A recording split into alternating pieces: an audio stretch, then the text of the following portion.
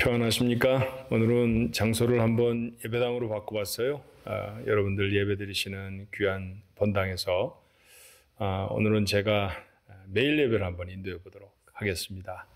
오늘은 8월 15일 목요일이고요.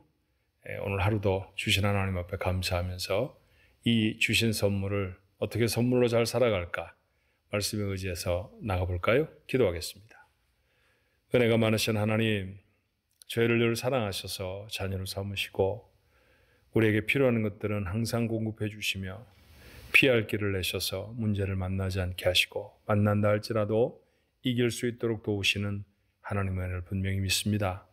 오늘 이 시간에도 다시 하루를 의탁하고 맡기며 하나님의 말씀 앞에 섰사오니 저희의 마음의 눈을 여셔서 우리가 마땅히 들어야 할 말씀들을 듣게 하여 주옵시고 마음에 담게 하여 주옵소서. 그 말씀으로 하나님 앞에 기도할 수 있는 저희 모두가 되어지도록 축복해 주옵소서. 예수님의 이름으로 간절히 기도하옵나이다. 아멘. 함께 부를 찬송은 524장입니다. 갈 길을 밝히 보이시니, 주께서 갈 길을 밝히 보여주시기를 소원하면서 우리 찬송가 524장 함께 찬송할까요?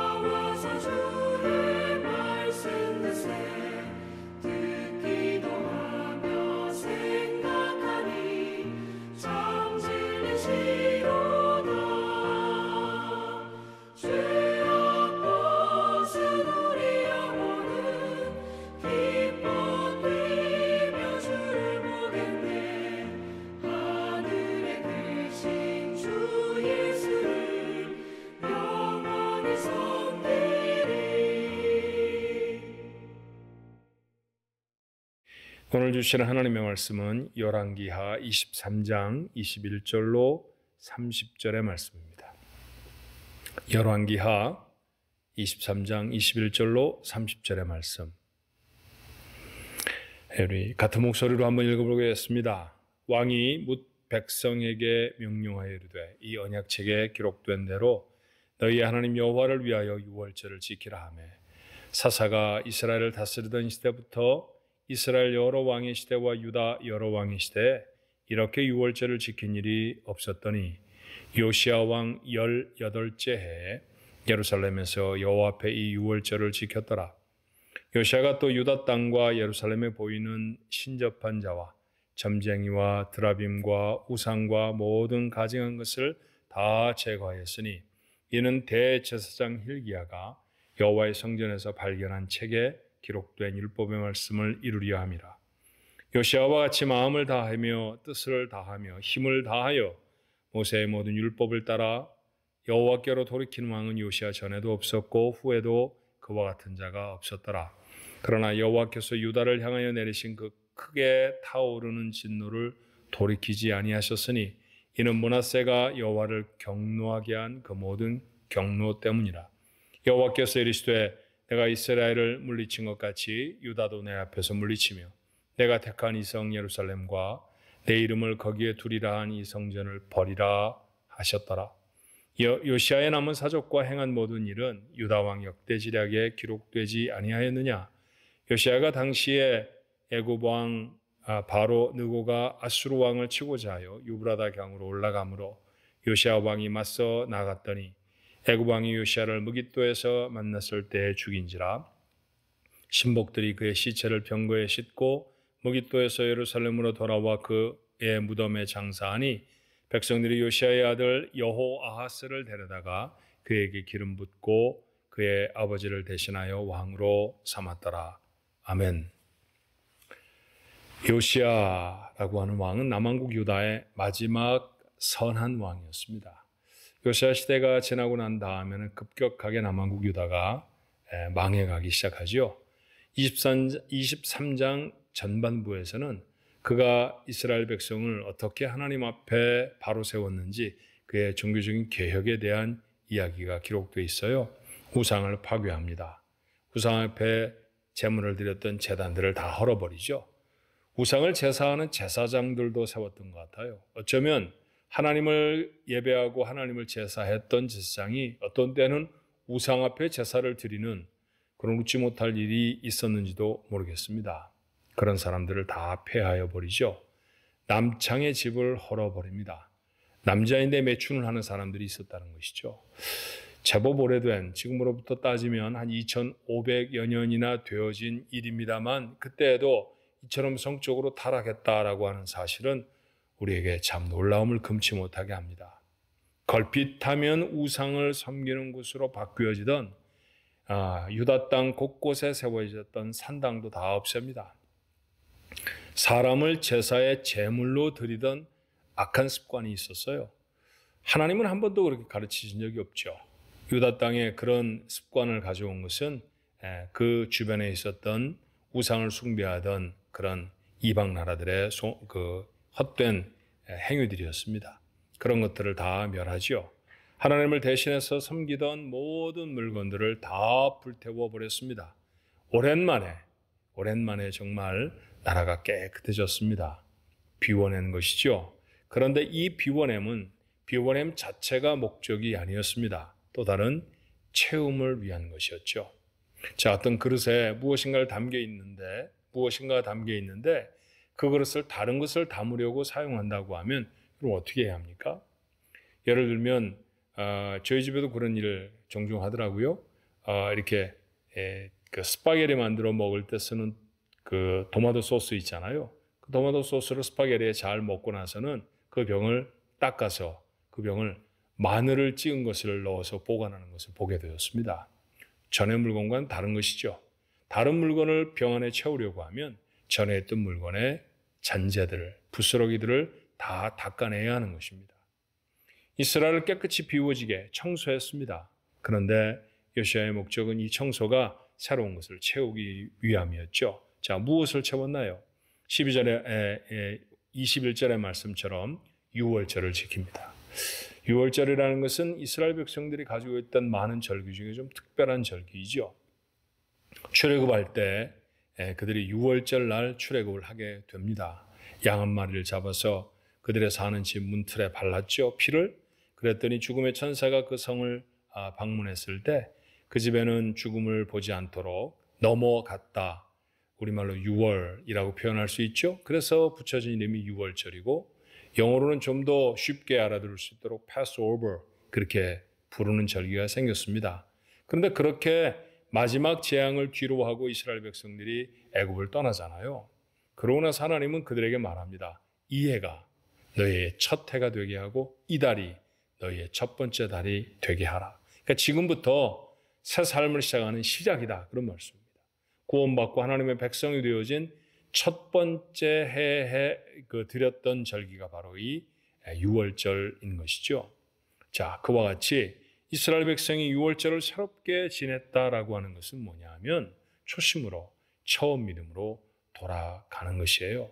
사사시대를 지나서 왕이 세워졌던 때 요시아의 이전에 있었던 왕, 요시아 이후에 있었던 왕들 중에 그 어떤 왕도 이렇게 유월절을 정성껏 드렸던 사람이 없었다는 것입니다. 그만큼 요시아는 진심이었죠.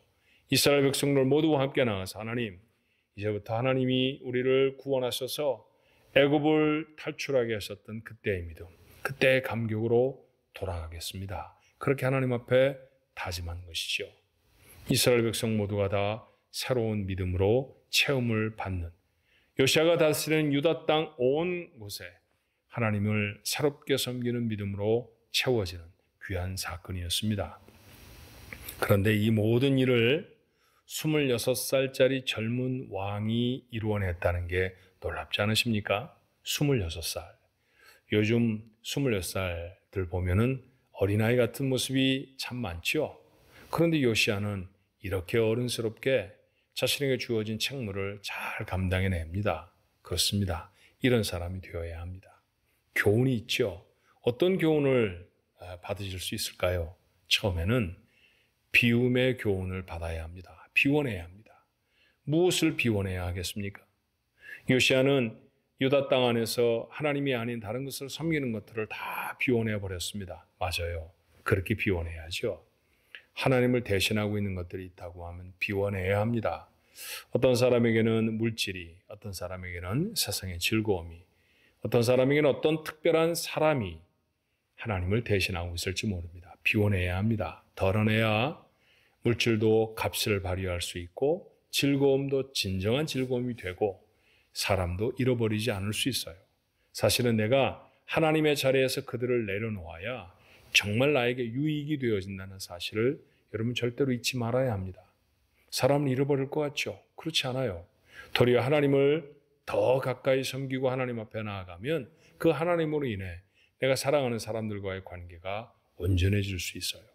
세상에서 하나님을 섬길까, 세상 즐거움을 따를까 이렇게 여러분 선택해야 된다고 생각하는데 예, 그런 경우도 있죠. 하지만 정말 많은 경우에는 하나님을 정말로 섬길 때 세상에 하나님이 허락하신 것들을 기쁨으로 즐거움으로 우리가 누릴 수 있는 것이죠. 물질도 그 중에 하나 아닙니까?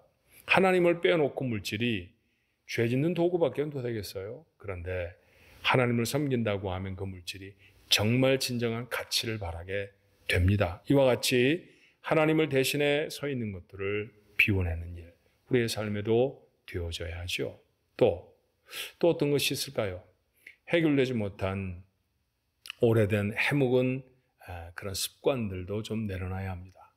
음주와 흡연의 습관, 인터넷에 너무 몰입해 있는 습관, 또 요즘은 소셜미디어라고 해서 SNS라고 말하는 그런 것에 여러분 많이 접촉을 하잖아요.